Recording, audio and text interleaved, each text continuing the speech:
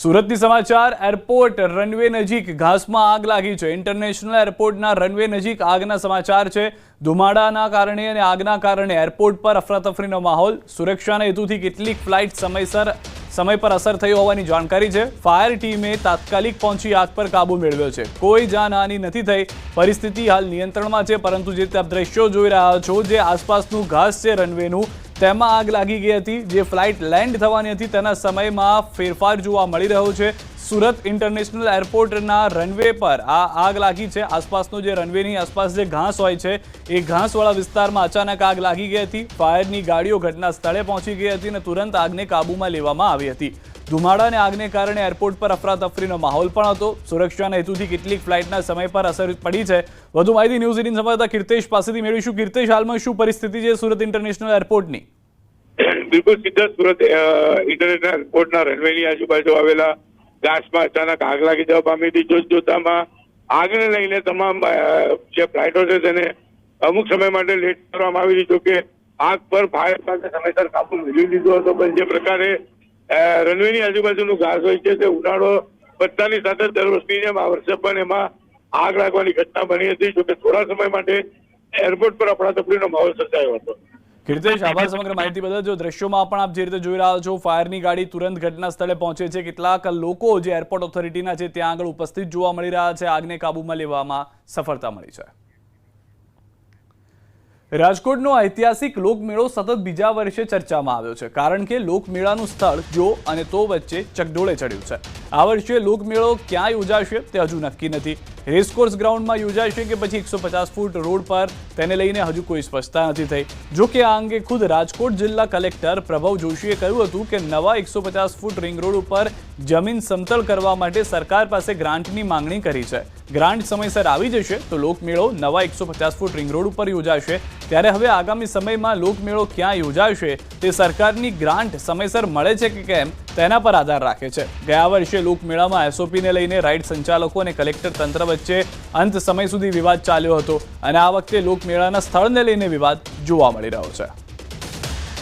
તો લોકમેળાના સ્થળને લઈ કલેક્ટરનું નિવેદન। લોકમેળાને સ્થળ માટે રિંગ રોડની જગ્યા નક્કી કરી છે। જમીન સમતળ કરવા સરકાર પાસે ગ્રાન્ટ માંગી છે। સમયસર ગ્રાન્ટ મળે તો રિંગ રોડ પર યોજાશે મેળો। સ્થળ માટે અમે જે રિંગ રોડ જે છે ત્યાં એક જગ્યા આઈડેન્ટિફાય કરી છે।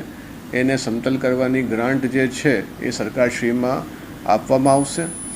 સરકારશ્રીમાં અમે એની માંગણી કરવામાં આવશે। અમારો પ્રયાસ છે કે સરકારશ્રીમાંથી ગ્રાન્ટ મળ્યેથી જો એની લેવલિંગ સમયસર થઈ જાય તો એ બહાર શિફ્ટ કરવામાં આવશે।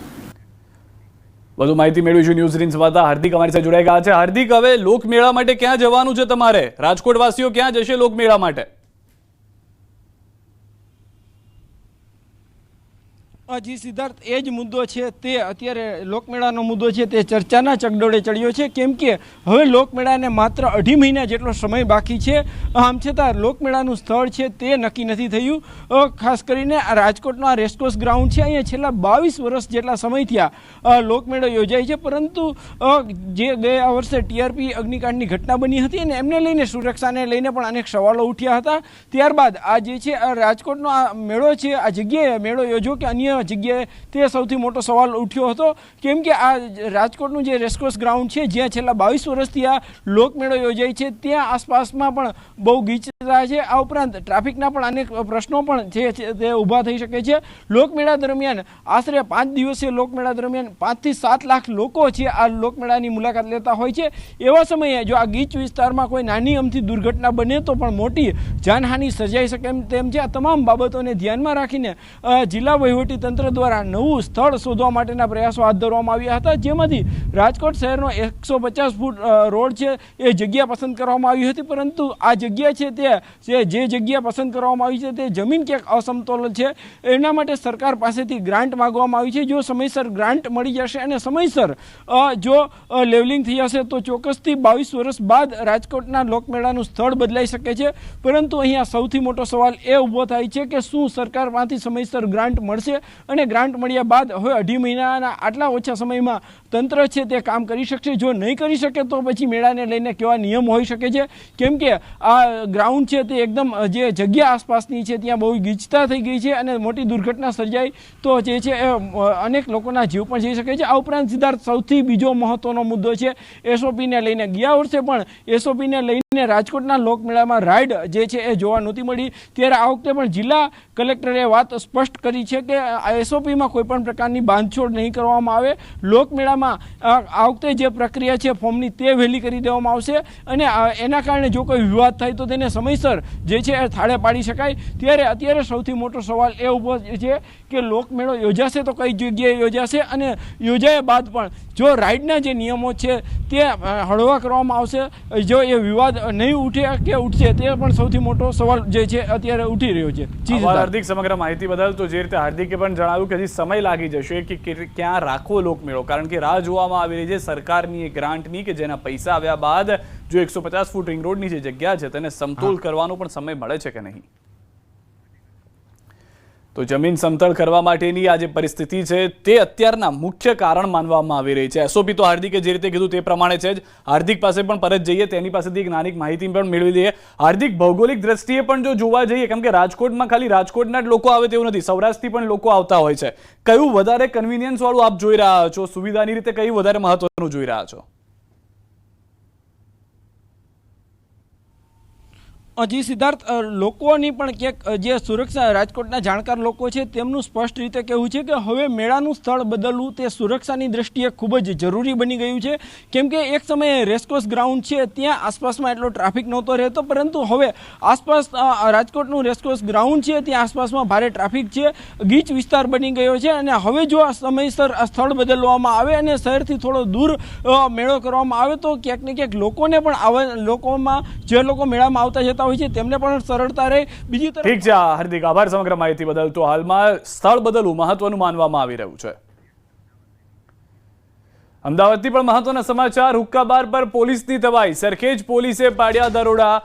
બ્રૂ રોસ્ટ કેફેમાં ચાલતા હુક્કા બાર પર દરોડા પાડ્યા. દરોડા દરમિયાન હુક્કા અને ફ્લેવર જે છે તે જપ્ત કરવામાં આવી છે. ફ્લેવરને જપ્ત કરી લેવામાં આવી છે. સૌથી વધારે મહત્વની જાણકારી કે આ હુક્કા કે જેના પર પ્રતિબંધ છે છતાં પણ તે ચાલુ રાખવામાં આવી રહ્યા હતા અને તેના પર કાર્યવાહી કરવામાં આવી છે.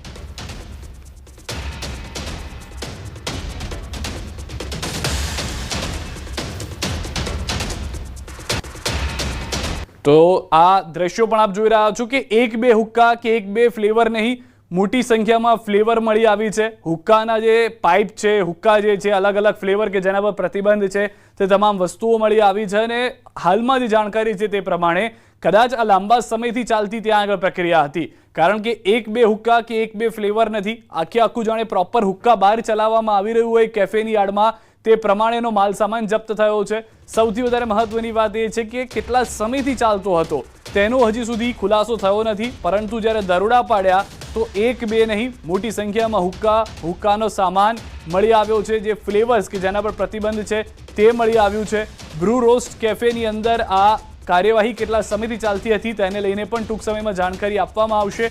હુક્કા બાર કે જેના પર ગુજરાતની અંદર અમદાવાદમાં પ્રતિબંધ મૂકી દેવામાં આવ્યો છે છતાં મોટી સંખ્યામાં ત્યાં લોકો જતા હોવાની પણ જાણકારી છે તે મળી રહી છે.